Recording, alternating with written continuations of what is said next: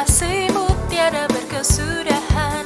Betapa mulia kasih-Mu Yesus, jiwaku diselamatkan. Betapa baiknya Engkau Tuhan, kasih-Mu tiada berkesudahan. Betapa mulia kasih-Mu Yesus, jiwaku diselamatkan. Hosana ku memuji Tuhan, Hosana ku tinggikan Yesus. Hosana, Hosana, Hosana.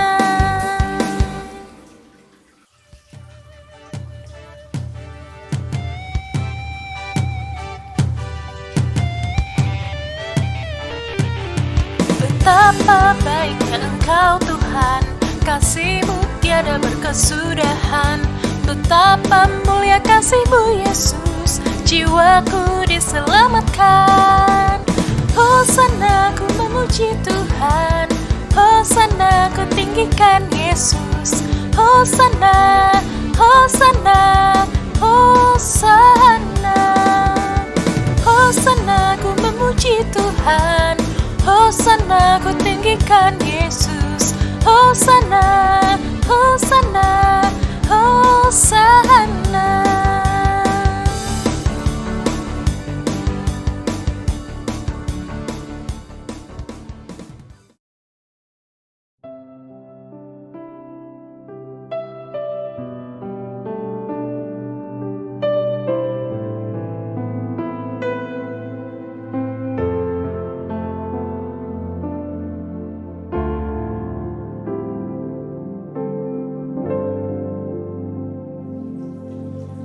Kasih yang sempurna telah ku terima dari-Mu,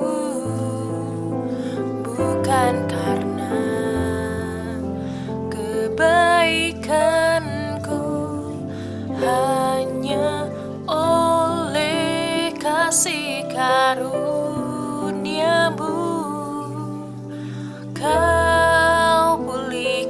Aku layakkanku untuk dapat memanggil-Mu Bapa. Kau beri yang ku pinta, saat ku mencari ku mendapatkan. Ku ketuk pintu-Mu dan Kau bukakan. Sebab Kau Bapa-Ku, Bapa yang kekal. Takkan Kau biarkan aku melangkah hanya sendirian. Kau selalu ada bagiku. Sebab Kau Bapa-Ku, Bapa yang kekal.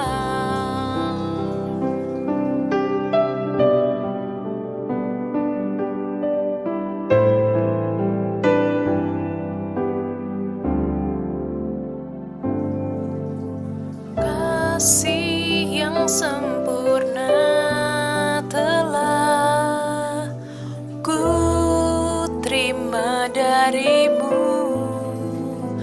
bukan karena kebaikanku, hanya oleh kasih karunia-Mu. Kau pulihkan aku, layakkanku untuk dapat memanggil-Mu Bapa. Kau beri yang ku pinta, saat ku mencari ku mendapatkan. Ku ketuk pintu-Mu dan Kau bukakan. Sebab Kau Bapa-Ku, Bapa yang kekal. Takkan Kau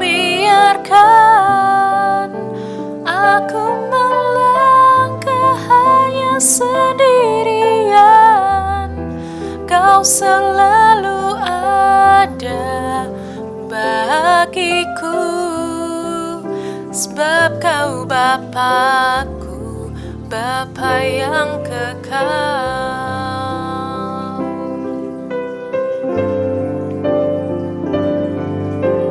Kau beri yang ku pinta, saat ku mencari ku mendapatkan. Ku ketuk pintumu dan Kau bukakan, sebab Kau Bapa-Ku, Bapa yang kekal. Takkan Kau biarkan aku melangkah hanya sendirian. Kau selalu ada bagiku, sebab Kau Bapa-Ku, Bapa yang kekal.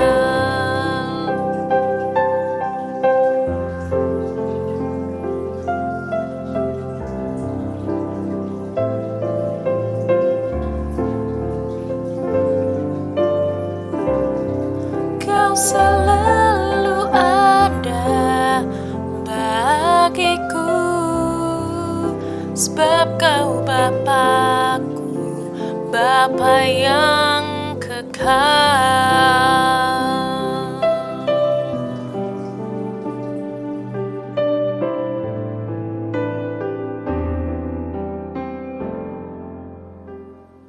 Selamat sore Bapak Ibu sekalian yang saat ini sedang mengikuti persekutuan doa. Semoga kita semua dalam keadaan sehat ya. Dan pada saat ini saya Riko yang akan membawakan renungan pada persekutuan doa hari ini. Sebelumnya saya juga mengucapkan terima kasih atas kesempatan yang diberikan pada saya untuk membawakan renungan. Juga mohon maaf kalau saya tidak bisa mengikuti Zoom pertemuan hari ini ya secara online karena ada kegiatan biasa ya, hari biasa itu ya agak lebih sibuk lah pulang kerjanya dan harus ada beberapa kegiatan yang harus dikerjakan. Tapi kita semua percaya ya, kalau firman Tuhan tidak berubah ya, kapanpun firman Tuhan diberitakan dan diucapkan, kita percaya firman itu datang dari Tuhan dan pasti dapat memberkati kita semua. Nah, sebelum kita mulai pembacaan firman Tuhannya, kita berdoa dulu. Mari kita berdoa. Tuhan Yesus, kami mengucap syukur atas kesempatan pada saat ini kami boleh bersekutu bersama-sama, dan sebentar lagi kami mau belajar dari firman-Mu dan merenungkan firman-Mu. Kiranya Engkau yang sertai kami, agar kami boleh semakin dikuatkan melalui firman-Mu. Terima kasih Tuhan, dalam nama Tuhan Yesus kami berdoa. Amin. Ya Bapak Ibu, jam doa kan selalu ini ya, berlanjut ya. Firman Tuhannya masih dari kitab Mazmur. Ini udah lama banget nih kitab Mazmur ya. Sampai di hari ini kita sampai di Mazmur pasal 141. Saya akan membacakan untuk Bapak Ibu yang sedang menyaksikan ini. Judulnya Doa dalam Pencobaan. Mazmur Daud.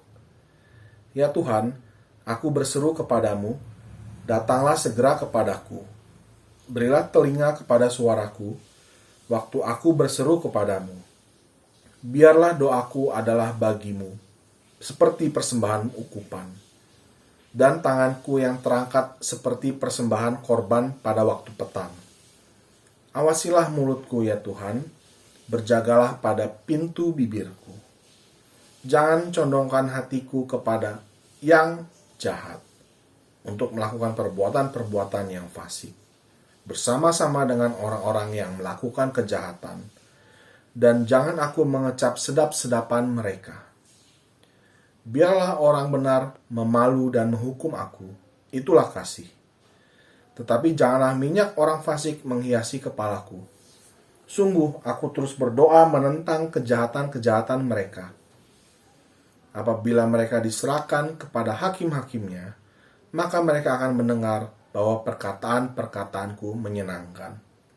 Seperti batu yang dibelah dan dihancurkan di tanah, demikianlah akan berhamburan tulang-tulang mereka di mulut dunia orang mati. Tetapi kepadamu lah, ya Allah, Tuhanku, mataku tertuju. Padamulah aku berlindung, jangan campakkan aku. Lindungilah aku terhadap katupan jerat yang mereka pasang terhadap aku, dan dari perangkap orang-orang yang melakukan kejahatan. Orang-orang fasik akan jatuh serentak ke dalam jalan mereka, tetapi aku melangkah lalu. Ya, di sini doa dalam pencobaan, pemazmur masih dalam situasi menghadapi cobaan ya. Di sini Daud ya, karena ini Mazmur Daud. Ya, kita tahu kalau Daud itu dikejar-kejar oleh Saul sebelum menjadi raja ya, karena Saul itu tidak mau kuasanya sebagai raja itu selesai begitu saja ya. Maka dari itu Tuhan ingin mencabut kuasa Saul ya. Roh Tuhan pergi dari Saul dan Tuhan berkenan kepada Daud. Nah, karena itulah Saul ini timbul iri hati dan juga mengejar-ngejar Daud gitu ya. Bahkan beberapa kali mencoba membunuh Daud. Nah, di sini dalam pencobaan Daud ini berdoa kepada Tuhan ya. Dia di ayat 1 dia berseru kepada Tuhan, minta tolong. Di sini kan dalam renungan ini lebih banyak pengalaman pribadi. Saya ingin Bapak Ibu juga mencoba memposisikan diri menjadi Daud pada saat kesusahan. Ingat-ingat, Bapak Ibu pernah nggak berada dalam kesusahan yang paling susah? Ingat-ingat, Bapak Ibu coba refresh lagi. Biasanya pencobaan yang berat itu membekas ya. Nah, dengan Bapak Ibu mengingat kembali, Bapak Ibu bisa mencoba memposisikan diri di posisi Daud nih. Sedang tertekan, sedang dikejar-kejar, sedang ketakutan. Nah, ini akan lebih masuk ceritanya ya. Nah, di sini Daud berseru kepada Tuhan. Demikian juga kita di saat kesulitan, kita pasti berseru kepada Tuhan.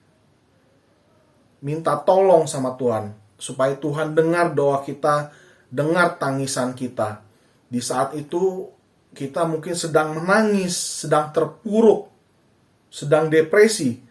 Bahkan bukan pengalaman waktu itu saja, mungkin saat ini Bapak Ibu ada yang sedang bermasalah. Nah, ini firman Tuhan hari ini semoga bisa menguatkan kita semua ya. Berdoa sama Tuhan, menangis sama Tuhan, ceritakan semuanya. Dengan demikian kita selesai berdoa itu bisa ada perasaan lebih lega gitu ya. Di sini juga saya coba mengingat-ingat situasi yang buruk gitu ya, yang pernah menimpa saya. Dengan demikian kita bisa lebih masuk ke dalam firman Tuhan ini. Di ayat kedua, biarlah doaku bagimu seperti persembahan ukupan.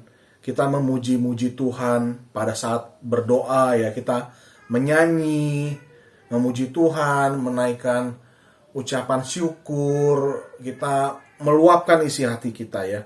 Dan tanganku terangkat tuh seperti persembahan korban pada waktu petang. Awasilah mulutku ya Tuhan, berjagalah pada pintu bibirku. Ayat ketiga. Si Daud ini minta Tuhan terus menyertai dia, berjaga-jaga di samping dia, supaya Daud ini tidak mengucapkan kata-kata yang tidak berkenan gitu ya. Tidak mengucapkan kata-kata dusta dan lain sebagainya. Jangan condongkan hatiku kepada yang jahat untuk melakukan perbuatan-perbuatan yang fasik bersama-sama dengan orang-orang yang melakukan kejahatan, dan jangan aku mengecap sedap-sedapan mereka. Di sini Daud berdoa agar hatinya ini dijaga. Karena pada saat itu banyak orang yang jahat di sini ya, tuh di ayat 4 disebutin, jangan condongan hatiku kepada yang jahat ya. Jadi Daud berdoa supaya dia dijaga, tidak tergoda. Karena lingkungannya waktu itu banyak yang jahat. Karena Daud berdoa seperti ini. Banyak yang fasik, banyak orang-orang yang melakukan kejahatan. Jadi trennya di sekitarnya Daud pada waktu itu banyak orang yang melakukan kejahatan. Daud sebagai anak Tuhan pasti tertekan ya. Kita anak Tuhan kalau di tengah-tengah sekumpulan serigala ya, istilahnya serigala, kita pasti tertekan. Di tengah orang-orang yang berbuat dosa, tapi mereka merasa biasa-biasa saja. Hari gini lu nggak melakukan ini, lu nggak gaul, pasti tertekan ya. Sedangkan sebagai kita anak Tuhan itu, memang kita melakukan apa yang menjadi kebiasaan kita ya, sesuai dengan firman kita lakukan, tapi kita merasa berbeda, kita bisa dikucilkan, kita merasa tidak sesuai dengan lingkungan itu. Lingkungan kita ini tidak benar, kita pasti tertekan ya. Daud minta dijaga supaya dia tidak tergoda kepada keadaan yang sekitar gitu. Dan jangan aku mengecap sedap-sedapan mereka tuh. Kalau yang di lingkungannya yang jahat, ya pasti lebih enak ya. Lebih enak, banyak keuntungan yang didapat kalau kita melakukan kejahatan. Bisa temennya banyak, bisa punya banyak materi, bisa ya banyak keuntungannya lah. Tapi Daud ini berdoa supaya tidak mengecap sedap-sedapan mereka, tidak tergoda lah, tidak memakan makanan yang enak gitu ya, istilahnya di sini ya. Aku ingin terus menjaga diri gitu.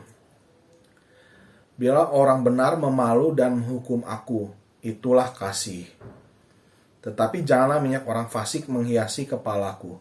Sungguh aku terus berdoa menentang kejahatan-kejahatan mereka. Nah ini lanjut ayat ke-6. Apabila mereka diserahkan kepada hakim-hakimnya, mereka akan mendengar bahwa perkataan-perkataanku menyenangkan. Seperti batu yang dibelah dan dihancurkan di tanah, demikianlah akan berhamburan tulang-tulang mereka di mulut dunia orang mati. Nah ini lebih ke penghakiman pada waktu itu. Di sini disebutkan biarlah orang benar memalu dan menghukum aku. Memalu itu menjatuhkan hukuman ya, keputusan. Nggak apa-apa katanya. Itulah kasih, kata Daud di ayat 5 di sini disebutin. Ya kita juga kalau kita sayang sama orang, terus orang tersebut melakukan kesalahan, kita pasti menegur ya kan. Nah di sini Daud bilang, biarlah orang benar memalu dan menghukum aku, itulah kasih. Artinya Daud masih disayang ya. Nggak apa-apa kalau saya berbuat kejahatan, saya dihukum, nggak apa-apa. Artinya itu mereka mengasihi saya gitu ya. Tetapi janganlah minyak orang fasik menghiasi kepalaku. Nah nih Daud nggak mau bergabung dengan orang fasik. Di sini dijelaskan lagi. Sungguh aku terus berdoa menentang kejahatan-kejahatan mereka. Daud benar-benar menentang ya, berdoa. Jadi disebutin dalam doa Daud, ya Tuhan, saya ini tidak setuju dengan kejahatan mereka. Tapi apa yang dapat saya perbuat? Saya ini hanyalah seorang hamba. Saya ini pelayan Saul. Saya hanyalah seorang gembala domba ya. Saya ini bukan siapa-siapa, tapi saya berdoa dengan sungguh-sungguh. Saya menentang kejahatan mereka yang mereka lakukan ini Tuhan. Daud menceritakan isi hatinya pada saat itu ya. Dan Daud yakin kalau mereka itu, orang-orang fasik itu ya, akan dihancurkan ya, seperti ayat 7 disebutin. Seperti batu yang dibelah dan dihancurkan di tanah, Demikianlah akan berhamburan tulang-tulang mereka di mulut dunia orang mati. Tuh. Ayat 8. Tetapi kepadamulah ya Allah Tuhanku, mataku tertuju, padamulah aku berlindung, jangan campakkan aku. Lindungilah aku terhadap katupan jerat yang mereka pasang terhadap aku. Dan dari perangkap orang-orang yang melakukan kejahatan, orang-orang fasik akan jatuh serentak ke dalam jalan mereka, tetapi aku melangkah maju. Di sini disebutin bahwa Daud benar-benar berfokus kepada Tuhan, meminta perlindungan dari Tuhan, meminta Tuhan agar jangan meninggalkan Daud ya. Minta perlindungan agar Daud tidak jatuh ke dalam perangkap orang-orang yang jahat itu. Karena banyak orang yang mencari Daud, mengejar Daud, memasang perangkap, ingin memfitnah Daud. Daud berdoa dengan sungguh-sungguh kepada Tuhan, dan Daud yakin bahwa orang-orang yang jahat itu akan menerima ganjarannya, dan di yang terakhir ya, tetapi aku melangkah lalu, dan Daud akan jalan terus ya, karena Daud yakin Tuhan akan menyertai Daud gitu. Nah, di sini dalam pencobaan ini Daud benar-benar mengungkapkan isi hatinya. Jadi Bapak Ibu kalau mengingat masa-masa sulit ya, berdoa sampai sungguh-sungguh menceritakan secara detail apa yang dirasakan kepada Tuhan, bahkan sambil meneteskan air mata gitu ya. Tuhan tolong saya tidak kuat Tuhan, saya sudah pada titik terendah. Saya percaya Tuhan pasti akan turun tangan untuk menolong Bapak Ibu sekalian untuk menghadapi masalah itu. Nah, dan buktinya Bapak Ibu yang sedang mengingat-ingat masa-masa sulit itu, buktinya sekarang masih bertahan kan? Puji Tuhan. Bapak Ibu bahkan dalam masa-masa tersulit, artinya Bapak Ibu ingat dong pertolongan Tuhan pada waktu itu seperti apa hebatnya. Hingga Bapak Ibu bisa melewati masa-masa itu sampai sekarang. Bapak Ibu mendapatkan pengalaman yang luar biasa bersama dengan Tuhan. Mendapatkan kekuatan yang luar biasa dari Tuhan untuk menghadapi masalah itu. Kita jadi tahu ya, wah dulu ada masalah yang seperti itu, luar biasa sulit sekali. Tapi dengan pertolongan Tuhan, saya bisa lewati, dan sampai titik ini saya menjadi pribadi yang lebih kuat. Nah, ini yang saya mau bagikan kepada Bapak Ibu, bahwa dulu Tuhan dapat menolong Bapak Ibu, demikian juga sekarang dan masa depan. Tuhan tidak berubah dan akan selalu menyertai kita melewati masa-masa sulit. Seperti Daud ya. Daud yang dikejar-kejar mau dibunuh Bapak Ibu. Bapak Ibu mungkin belum sampai mau dibunuh ya. Daud ini mau dibunuh loh. Sampai akhirnya Daud diangkat oleh Tuhan menjadi seorang raja Bapak Ibu. Wah. Jadi Tuhan dengan mudah membalikkan telapak tangan, seperti membalikkan telapak tangan begitu mudahnya untuk mengubah tangis kita menjadi menjadi tarian. Wah, kita berubah dari ratapan menjadi tarian, dan ada lagunya ya. Itu Bapak Ibu yang saya mau bagikan untuk Bapak Ibu dan saudara sekalian. Semoga dapat jadi berkat dan dapat jadi penguatan bagi Bapak Ibu. Jadi nostalgia ya, zaman-zaman sulit dulu Tuhan menyertai, dan sekarang juga Tuhan pasti menyertai. Masalah gak bakal pergi Bapak Ibu, akan selalu datang. Tapi Tuhan janji Dia selalu menyertai kita. Amin. Ya, mari kita berdoa.